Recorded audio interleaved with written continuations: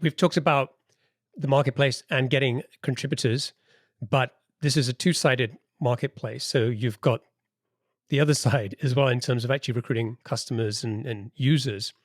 How did you do that? And maybe let's talk about the first, 1,000 customers that you got, because you've got tens of thousands of customers today. So I'm sure the first 10 were just a lot of, through your network, friends, etc., and so on. So I'm kind of interested in this sort of first 1,000. How did you recruit those, or how did you find those customers? I think initially we had a fairly probably traditional launch to what a lot of companies did. We launched the product on Product Hunt. We did a big press release. We raised $9 million in funding. And what was unique about our seed round as well as our Series A is that we raised from a lot of different investors. And that was intentional to basically get a bunch of people on our side who could help us recruit contributors and then promote the product. So we had hundreds of people basically on our investor team who are helping us share the news. And that helped us get to a number one spot on Product Hunt. We got a lot of good word of mouth going. This is probably October 2019. And then we had started to build out some drumbeat organic marketing. So we would do spotlights on individual contributors that submitted templates to the site who had big followings, and we would do a profile on them with templates attached. They would share that on their socials. We would share that, and that would help. That built up basically a viral loop where contributors were lending us their networks to help us find new users. We would also do like compilations of templates on a theme, like 100 recruiting templates or 100 marketing templates, and we would launch those on Product Hunt. And that would also be basically like a mini lightning strike where we could get a bunch of attention around like a single idea for a specific type of user. And I think that worked well. But truly, we saw a big updraft around COVID, because essentially, why would you need a template? It's often when you don't know how to do something or you want expert advice. And overnight in March 2020, there was a ton of things that people didn't know how to do. They didn't know how to transition their offices into COVID-19 protocols. They didn't know how to do remote work. They didn't, there was the Black Lives Matter movement in the spring. They didn't know how to do DEI. All of a sudden, people were in tons of meetings. They didn't know how to do async. And so basically, all of a sudden, people needed new types of knowledge from experts that they could find and use. And so I'd say in the spring of 2020, we were seeing like tens of thousands of new users each month, because we started to react really quickly to the current events around us and take advantage of what we call fast moving water at Almanac. Like, where is there like a surge of unmet demand to try and catalyze that growth? Businesses can grow like fine at a slow rate, but would fail as a startup, because as a startup, our goal, our mission is to find fast growth, to grow at a fast rate. And so we at Almanac are always trying to find the fast moving water. And in 2020, it was around all these new types of skills and areas of expertise that everybody needed to ramp up on pretty quickly, but very few people knew how to do well. And our platform was perfectly designed for that. Okay, so you spot this need that people are searching for, things that they want to do. What did you do with that? Were you doing like keyword research and then trying to build landing pages with different types of templates, or like how did this work? Yeah, well, at that point, we had a little bit of name recognition in the market. But for example, in the early days of COVID-19, HR departments all were issuing guidance on like what's like the out of office policy, like what are health restrictions, how should communication be set up, how do we do work from home initially. Like, everybody needed the same types of documents and the same types of knowledge, and nobody really knew. Everyone was trying to figure it out. And there were people who were sharing like free Google Docs online, people writing long tweet threads or LinkedIn posts, and so we would basically rapidly respond to wherever we saw conversation happening on social media, contact people who were publishing stuff, ask if we could republish it, publish compendiums of the best things that we found with some more context. And so, in doing so, became like a source of truth for other people who were looking for answers. And so we basically like borrowed from the momentum, and we borrowed from the credibility of the people who were organically just sharing this stuff because they also wanted to help, which was, as I said, very aligned with our value proposition to grow our user base. A funny thing happened along the way, which is that we became known as essentially like a open source repository of documents, and as in other words, a templates gallery. And all the while we had this bigger vision. We were around becoming a collaboration platform. We were building this document editor. We were building these workflows to be like GitHub. I think a truism in startups is that you only get product market fit for one thing. And so people began to know Almanac for being this like open source repo and where you go to find answers on, pressing questions in this brave new world of work. And so that meant our users weren't like just taking the templates and then using them to collaborate privately in their own workspaces. They wanted more templates for us, and they wanted more template features. And so they because we got product market fit around the templates, they wanted more and more of the same. And we were like, no, we want you to come and do this other thing. And they were like, no, like what you're doing, what you built is great. Like, can I have another? And so we faced this choice of, do we continue to build and scale this product that clearly had traction, but that wasn't the thing we wanted to do? Or do we make a hard pivot and essentially abandon, the customers and all the value we had created around the templates gallery, or at least kind of put it on ice so that we could focus on shifting our value proposition to what we thought was a much bigger economic opportunity. How did you make that decision?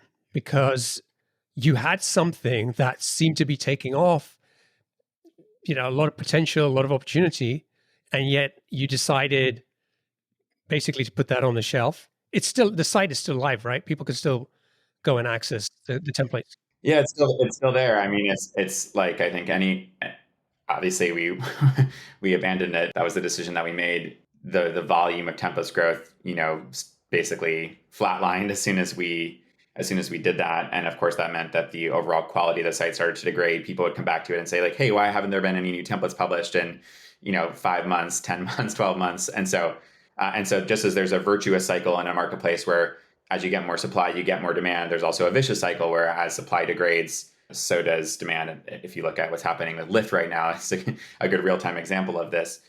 You need, or even Facebook, you need both sides to be moving in concert. The flag for us is that we were basically splitting our efforts. We had most of the marketing team focused on growing the Almanac core, but most of the engineering team was focused on building this collaboration platform. And so like we essentially were trying to build two companies at once. And we knew that, especially when you're in the early days of growth or when you just achieve product market fit, it's so hard to do one thing well that to split the difference in the early days seemed insane and like a failure mode. And so we realized we had to pick a path. We couldn't do two things with the resources that we had. And we thought that we looked around at, I guess, benchmarks in the engineering space again. Stack Overflow is, a several $100 million business at scale. GitHub was bought by Microsoft for, $9 billion. And so there was like 100x difference between having a value proposition around where teams collaborate and do work versus a value proposition of where teams find answers. Finding a template is maybe 5 to 10% of the value in the collaboration value chain. Being the place where work is composed, where it's revised, where it's published is probably the other 90%. So I think it was an easy strategic choice, much harder to implement. We had to let go of some people on the team because we had started to build out this marketing team as the templates gallery scaled. We had, basically GMs of verticals who were recruiting contributors and managing the content. And we basically needed to shift, from what we were doing at the time, which was like scaling this business, to go back a couple steps to essentially pre-product market fit, pre-launch, to focus on the collaboration platform. That had to be a hard decision, I'm sure. Like if the template marketplace was doing kind of averagely well or whatever, maybe you could be like, yeah, let's kind of walk away from that. But let's talk about the some of the challenges that come with building a horizontal product. And that's exactly what you're doing with Almanac. But the problem is, who do you focus on, right? If you just say I'm building a product for everybody, that really dilutes the kind of features you build, how you build them, your marketing, your go-to-market, all of that stuff. So firstly tell me about some of the struggles or difficulties you had building a horizontal product, and then how did you approach it? How did you focus and try to nail the types of features you were going to build, your marketing message, and all that stuff? Yeah, well, I think I learned the hard way that the startup truism that you can't ever focus enough is is a rule that applies to everybody. And I think, just to go back to the context here, we had built this templates gallery, and even that was hard to even know there, because we had templates across all sorts of functions. Like, who really was our customer? Like, who wanted this more than anybody else? And I don't think we had a good answer with the templates gallery. I think the eventual answer was remote teams, because they needed a whole bunch of new types of knowledge and best practices to figure out how to work in this, like, at the time, in the pandemic era environment. So we knew we basically had a foothold around remote teams, and I'd say, on the core, the remote category like dominated all the other categories. I think product management and engineering was a close second. But then we basically kind of go back to pre-launch again, where we're building internally. We're building a much more complicated product around a document editor, and because we're pre-launch, again, pre-product market fit, kind of going back to those days, we had to re-answer these questions of, like, who is this product for? What benefit does it deliver? What does it replace? How is it better or different? And it's really hard to answer those questions if you don't have a lot of customers, because there's too many options to start to, like, cross them off the list. And so it took us a really long time to figure out a methodology to do this. It almost feels, I think, initially like boiling the ocean, because it's like, where do you start, and how do you know that it's a no? And I think in a startup, the early days are really about momentum. Like, startups are fueled before they're fueled on revenue by momentum. And so the trick is to find product market fit before the team gets tired and everybody leaves to go do something else that's newer and more exciting. And so, like, I think when we kind of pivoted and went back inside, the team was a little bit dismayed. Everybody saw the long road ahead of us, and we didn't have answers to these questions of, like, who's our target customer? What's our value proposition to them? Why are we going to win? And I felt like I was on borrowed time to try and figure it out before we started losing critical members of the team. And so that was a really scary period for me, and I think for everybody, especially for me, because unlike what we talked about, when we started the business and we had that sense of, like, spark or traction, that where we were being pulled rather than pushing, all of a sudden it felt like I compared it to a fog. Like, I was walking up a mountain and, like, through a forest, and I couldn't figure out, like, where the path was. I lost the scent, and I was just kind of, like, wandering around, like, trying to find the scent, but not so frantically that I would scare everybody else. But it was a really, like, dark period to try and figure out, like, who wanted this thing, and because I could turn in any direction, and if you go in the wrong direction too far, you've lost critical time. You have to backtrack. And at this point, it wasn't just me. It was a team of 20 people who were actively doing stuff. So there was a cost to every wrong turn I made. And I think a lot of founders who kind of pivot midstream find themselves in this position where, it's not no consequence like it is when you're just, like it was for me in 2018 when I was just contemplating ideas on my own. We're spending money, and people have dedicated their time to work for us as on our team. And yeah, it was not fun.